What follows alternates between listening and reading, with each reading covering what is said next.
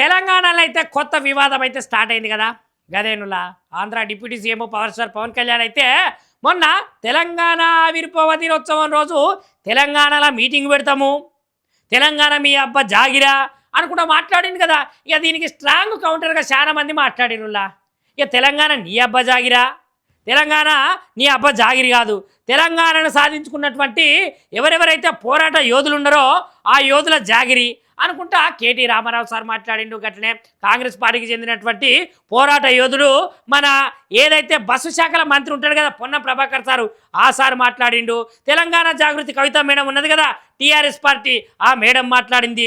కొంతమంది కొన్ని పార్టీలు కొన్ని మీడియాలు అయితే మస్తుగరం మాట్లాడారు. కాకపోతే బీజేపీ వాళ్ళు మాట్లాడకపోయేసరికి తెలంగాణ రాష్ట్రంలో అయితే ఇప్పుడు ఒక అనుమానమే వస్తున్నది.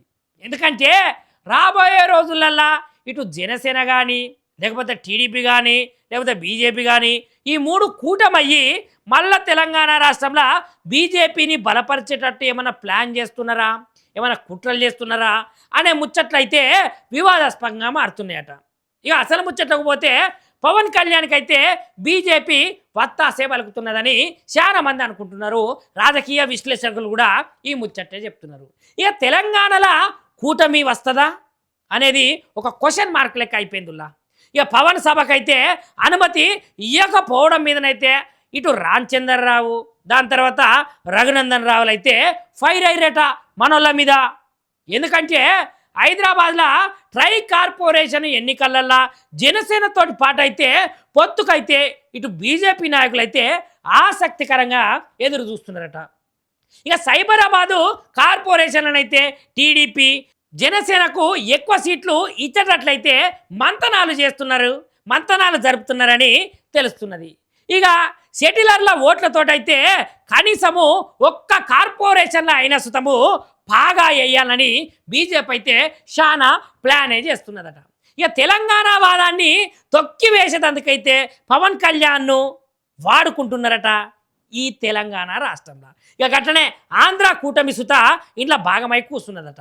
ఇక ట్రై కార్పొరేషన్ ఎన్నికలలోకి పోతే సెటిలర్లను అయితే ఆకర్షించేందుకు ఆంధ్ర కూటమికి సంబంధించినటువంటి ఇటు బీజేపీ కావచ్చు, జనసేనే కావచ్చు, టీడీపీ కావచ్చు వీళ్ళైతే మద్దతు ఇస్తున్నారట.